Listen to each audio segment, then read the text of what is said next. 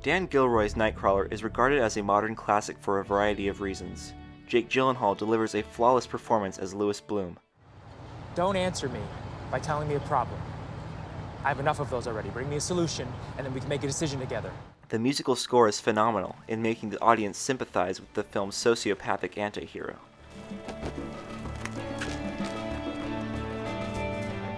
Finally, Gilroy's brilliantly written screenplay provides a disturbing cautionary tale about the downsides of capitalism and the media. But perhaps one of the more overlooked aspects of the film is the way it depicts its setting, Los Angeles. In Nightcrawler, the story of Louis Bloom's ascendance as a law-breaking yet successful TV stringer is intertwined with montages of Los Angeles imagery, not to mention the nearly 2-minute montage that comprises the film's opening credits. This video will explore how Nightcrawler's mise-en-scène, cinematography, and direction use Los Angeles to convey its messages and questions about capitalism and the media.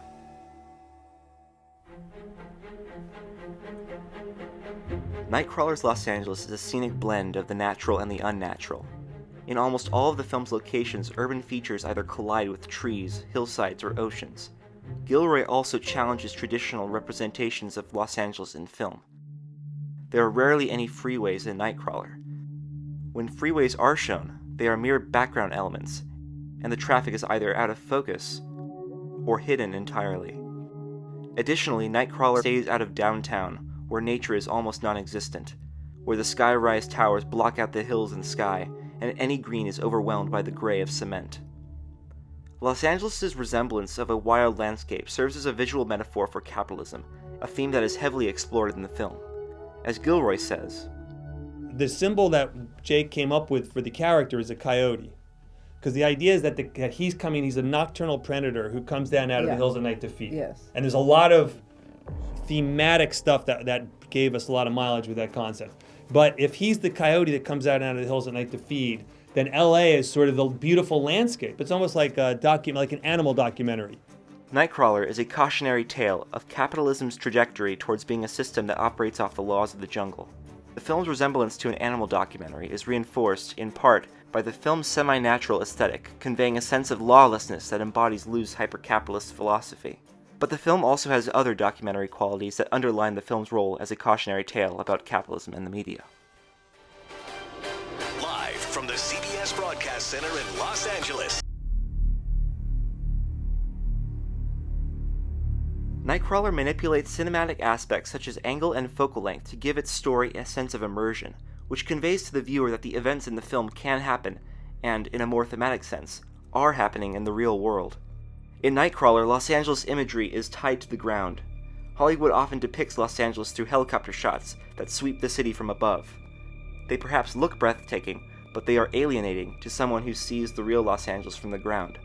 Tom Anderson touches on this concept in his film Los Angeles Plays Itself. But movies have some advantages over us.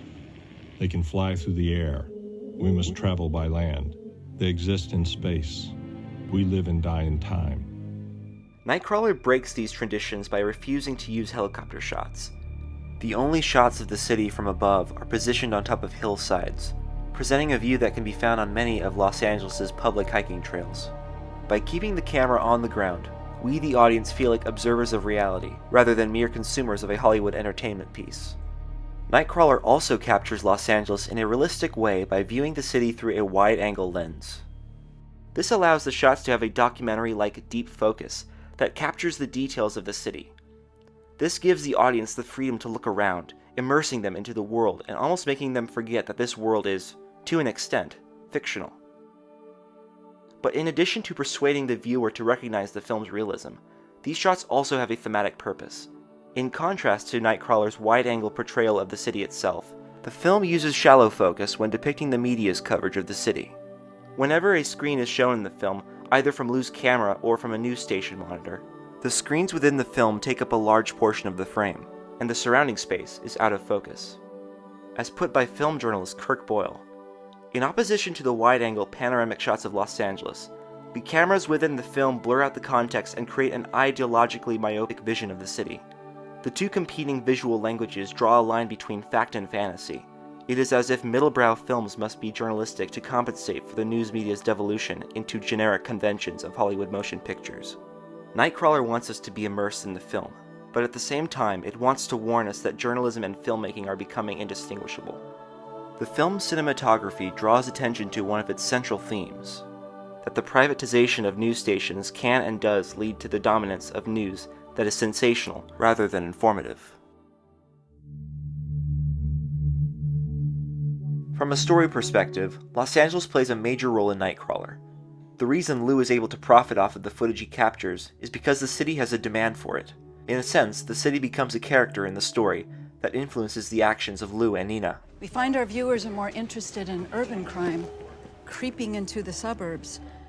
But this relationship is not merely referenced through dialogue. The film dedicates a significant portion of its runtime to montages that show contemporary life in Los Angeles. These shots take the focus off of Lou, and they visually remind the viewer that Lou is just one part of a larger issue. As Gilroy states, I would always like to think, and I think Jake and all of us were hoping for, at the end, that people might say, well, wait a minute, maybe the problem isn't just Lou, although Lou is obviously a problem for people in the film, that the problem might be the society that creates a Lou and rewards Lou, and sort of plugs that character into this larger, as you said, this larger ecosystem and landscape. So that was part of the connection we were hoping to make. Nightcrawler, by presenting Los Angeles as a character, calls into question society's obsession with graphic violence, and prompts us to think about how this obsession can possibly impact how we are informed. Nightcrawler serves as a great example of how a film can use its mise-en-scène and cinematography to reinforce its messages and themes. By utilizing Los Angeles' natural beauty, the film visually reflects the theme of hypercapitalism that is intrinsic to the film's protagonist, setting, and story. Through its cinematography, the film is able to sustain its realism while also underscoring its cinematic nature to construct a critique of Los Angeles' culture of infotainment.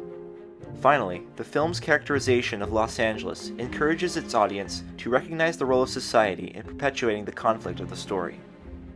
Nightcrawler is a film loved by many, both critics and audiences alike. Films unite us, and that is important. But it's also important to understand why they unite us. By analyzing films we love, we better understand why they leave certain impressions on us, and why they appeal to us. And by understanding how we are affected by films, we learn more about ourselves.